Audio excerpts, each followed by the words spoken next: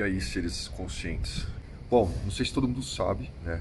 Nem todo mundo deve saber, mas eu também tenho formação em relações internacionais. É um assunto que eu gosto muito e estou sempre estudando, estou sempre acompanhando as coisas que estão acontecendo, as movimentações. E me sugeriram falar sobre um assunto que está muito em alta, por ser algo importante e grave, que pode mudar todo o contexto no cenário internacional, que também pode acarretar numa mudança econômica, política, social, geopolítica. E aí eu resolvi criar esse quadro aqui novo do meu canal que vai se chamar Papo Reto, que vai ser para falar sobre questões que estão acontecendo no mundo ou no Brasil, mas de uma maneira rápida, prática, sem muito aprofundamento, já digo, vai ser tipo um resumo, mas que de alguma maneira vai informar e vai direcionar o nosso pensamento, as nossas ideias, para ter uma base para você, quem sabe, se aprofundar no assunto.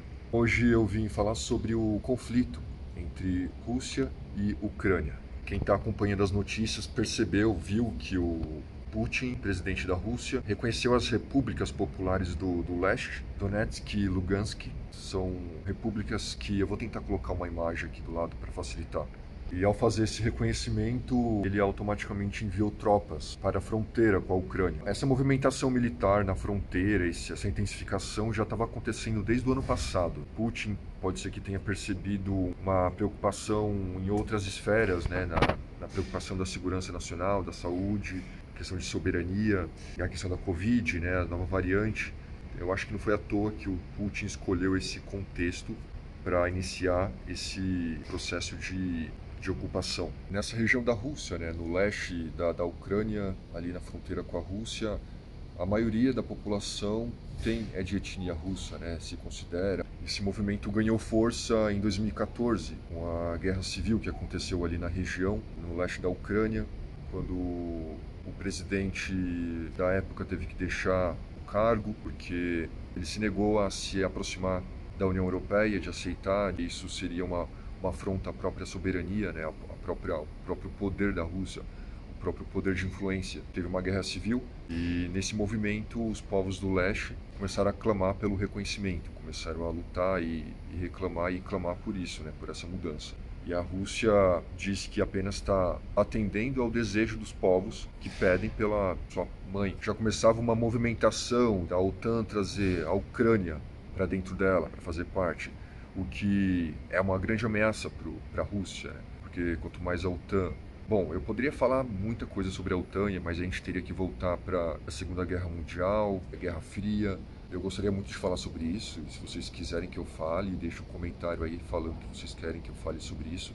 Todo esse conflito tem todo esse contexto, né? Tem toda essa bagagem que a gente tem que ir retornando e voltando para entender de que maneira aquilo aconteceu, de que maneira aquilo interage, de que maneira existiu essa reação, entendendo os aspectos culturais, sociais, econômicos de cada povo, de cada nação. Com a Guerra Civil de 2014, que teve milhares de mortos, a Rússia e a Ucrânia assinaram um acordo chamado Acordo de Minsk, que o principal objetivo era evitar um conflito, era um acordo de paz entre as duas nações, que de fato, na verdade, nunca foi respeitado a fundo. Mas com a aproximação da OTAN ao leste da Europa, se aproximando cada vez mais da fronteira com a Rússia, isso tem ameaçado a Rússia naturalmente, porque esses países do leste europeu, principalmente as ex-repúblicas da União Soviética, serviam como uma proteção, né, como uma barreira para a Rússia se proteger do oeste, do ocidente em geral, da Europa e dos Estados Unidos. A Rússia é um país expansionista, faz parte da história da Rússia, né? Assim como os Estados Unidos e várias outras potências na história da humanidade. Mas ela tem um território imenso, é o maior território de uma nação.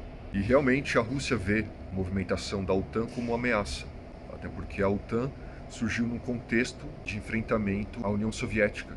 E aí a União Soviética, com os países do leste socialistas, formaram o Pacto de Varsóvia, que era uma resposta à OTAN, que era uma aliança militar de proteção. Não ficar um vídeo muito grande, que eu disse que é um resumo.